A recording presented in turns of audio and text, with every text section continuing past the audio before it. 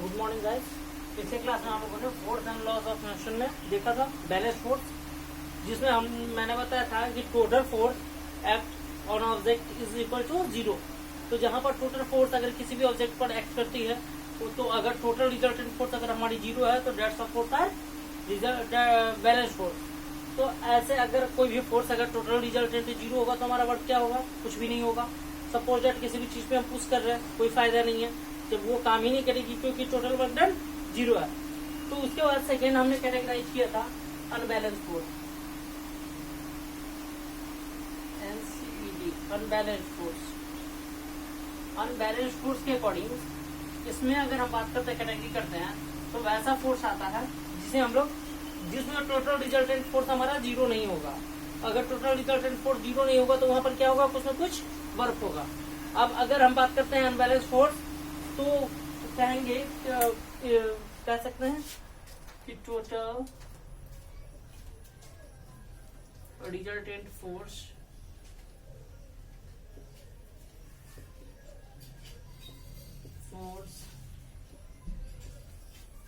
is not 0, not 0। अगर total resultant force हमारा 0 नहीं है तो ऐसी कंडीशन में हम उसे कह सकते हैं कि वो क्या होगा? वो हमारा अनबैलेंस फोर्स होगा। जैसे अगर हम बात करते हैं कि हम किसी भी ऑब्जेक्ट होगा और रस्सी पकड़कर हम खींच रहे हैं, अगर दोनों में एक साइड का आदमी अगर ज्यादा हमसे हैवी है वो हमसे आसानी से खींच लेगा, या अगर वो हमसे कमजोर है तो मैं उसे खुद खींच लूंगा। तो यहाँ पर जो हमारा रिजल्टेंट फोर्स है वो क्या है? 0 नहीं हो पाया। या अगर हम गेट को ओपन करते हैं, गेट अगर आसानी से खुल रहा है तो कहीं ना कहीं हम कुछ वर्क हो रहा है तो हम इसे नॉर्मल फोर्स के फॉर्म में रखते हैं, तब ये आगे जाकर सीधा सिंपल फोर्स में रह जाता है, अनबैलेंस हमारा हट जाता है। अब अगर हम बात करते हैं तो ये तो था हमारा अनबैलेंस, हमने 2 टाइप्स में डिफाइन किया था, बैलेंस और अनबैलेंस। अब अगर हम यहाँ पर रिजल्टेंट फोर्स से आगे बढ़ते हैं तो इसमें भी मिल लिए 4 थिंग्स जो हमने बैलेंस फोर्स में पढ़ा था, यही 4 थिंग्स एक्ट करती है। 4 थिंग्स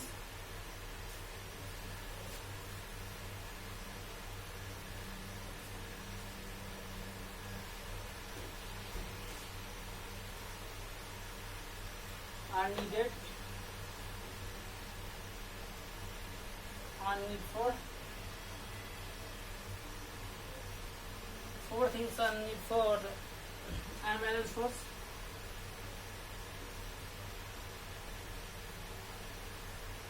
अब वो 4 थिंग्स क्या क्या है एक एक कर देखते हैं। सबसे पहले तो force of our push, force of our push, जो हम पुश करते हैं, फोर्स लगाते हैं, that's our force.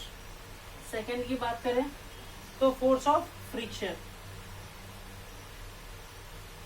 Force of friction.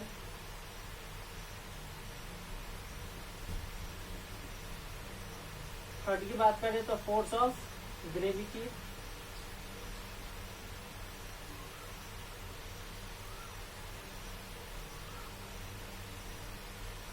Force of gravity. And fourth and last are the force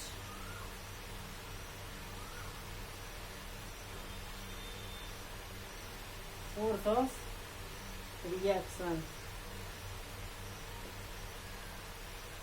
against ground।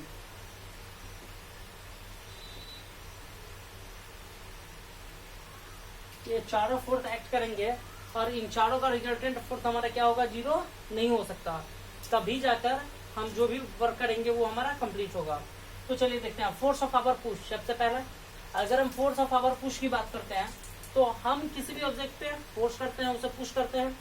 अब मान लीजिए सपोज डेट हमने अगर गेट को खींचा या फिर हमने किसी चीज को लिफ्ट किया, हमने किसी भी चीज को पुश किया, तो वहां पर क्या होगा? हमने किसी भी चीज पर ताकत लगाया, मान लीजिए कोई बेंच है, हमने उस पर फोर्स किया, उससे पुश किया, हमारा कुछ ना कुछ फोर्स लगा। उसके बाद जो जमीन से जो उसकी सतह होगी उसका कुछ ना कुछ फ्रिक्शन होगा जो उसे रोकेगा। उसके बाद फोर्स ऑफ ग्रेविटी, जो ग्रेविटेशनल फोर्स होगी वो उसे अपनी तरफ रोकने की कोशिश करेगी। और force of reaction against ground, जो ग्राउंड है अगर कहीं ना कहीं जो हम फोर्स लगा रहे हैं उसके अगेंस्ट में वो फोर्स लगाएगी। ये सारे फ्रिक्शन, ये ग्रेविटी, ये सभी क्या करेंगे? मेरे फोर्स के अकॉर्डिंग उसको मेरे फोर्स के अगेंस्ट में वो फोर्स लगाएंगे अपना। तो ऐसी कंडीशन में जब वो दोनों अपना अपना फोर्स लगाएंगे मेरे अगेंस्ट में, तो हम क्या करेंगे, वहां पर फोर्स ऑफ जो रिएक्शन है वो हमारा लगाएगा। अगर उनका फोर्स ज्यादा रहा तो हम उसे उठा नहीं पाएंगे या उसे पुश नहीं कर पाएंगे। अगर हमारा फोर्स ज्यादा रहा तो हम उसे आसानी से पुश कर देंगे। तो वो क्या होगा, हमारा वहां पे जो टोटल रिजल्टेंट फोर्स 0 नहीं होगा। तो इसके अकॉर्डिंग हम देखते हैं इस सेम वे में। तो जब यही लॉज आगे बढ़ा तो लॉज ऑफ मोशन के फॉर्म में जो आइजैक न्यूटन साइंटिस्ट थे, जिनके बारे में आप सभी जानते हैं, तो उन्होंने कुछ लॉज दिए जिन्हें हम लॉज ऑफ मोशन के रूप में जानते हैं। इससे पहले हम लोगों ने इक्वेशन ऑफ मोशन देखा था पिछले चैप्टर्स में। यहाँ पर हम लोग लॉज, जो रूल्स हैं, क्या नियम है लॉज ऑफ मोशन, तो वो देखते हैं। लॉज ऑफ मोशन, तो लॉज ऑफ मोशन के अकॉर्डिंग मेनली, ठीक है, जो आइजैक न्यूटन ने जो लॉज ऑफ मोशन दिया था, तो उन्होंने बताया था कि जो मतलब अगर मोशन वर्क करता है तो किस एक्स के अकॉर्डिंग वर्क करता है, कैसे ये काम करता है। तो उसके अकॉर्डिंग हम देखते हैं इनका क्या क्या था। सबसे फर्स्ट